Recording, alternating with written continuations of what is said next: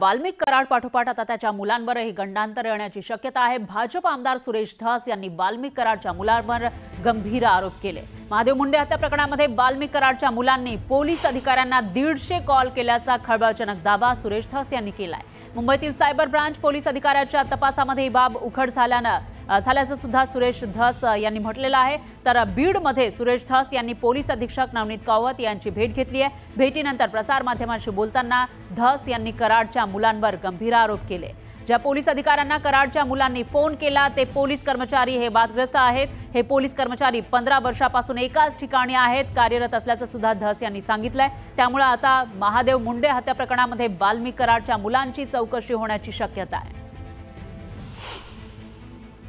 सुशील कराड आणि श्री कराड, सुशील कराड हे वाल्मिक अण्णाचे चिरंजीव आहे आणि श्री कराड यांचे या दुबे मला वाटतं मुंबईवरनं कोण आणलेले आहेत, अतुल दुबे सायबर तज्ञ यांना आणले। 6 मोबाईल क्रमांकावरून वाल्मिक कराड यांचे चिरंजीव सुशील आणि श्री या 2 मुलांनी पोलीस निरीक्षक रवींद्र सानप,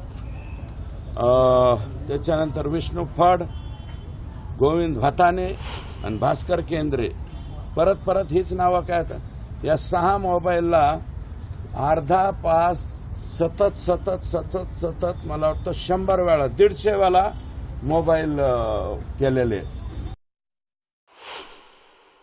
महादेव मुंडेचा खून झाला त्यावेळेस यांच्या घरातून त्यांच्याकडे फोन कसं काय जातात याचाही तपास झाला पाहिजे। मी आज आरोपी मानत नाही, पण मग यांना 150 कॉल करण्याची आवश्यकता काय हे मी एसपींना निवेदन दिलेलं आहे आणि 150 कॉल चेक केले गेलेत कोणाकडून, जे मुंबईवरून सायबर तज्ञ आणलेले आहेत, दुबे नावाचे जे सायबर तज्ञ आहेत त्यांनी त्यांचं मत या ठिकाणी नोंदलेलं आहे। तर बीडच्या परळी तालुक्यातील मरळवाडी गावचे सरपंच बापू आंधळे यांच्यावर 29 जून 2024 रोजी गोळीबार करण्यात आला होता।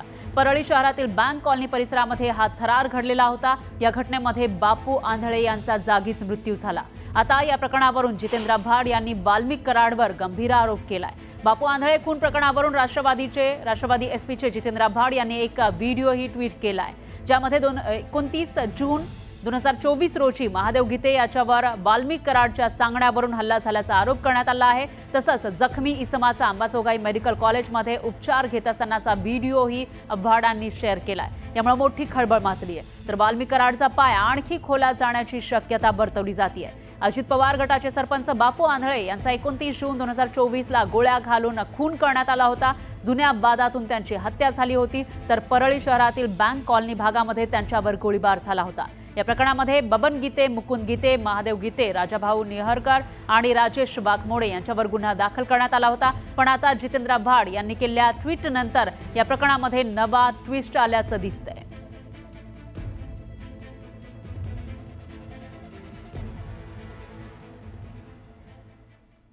आणखी एका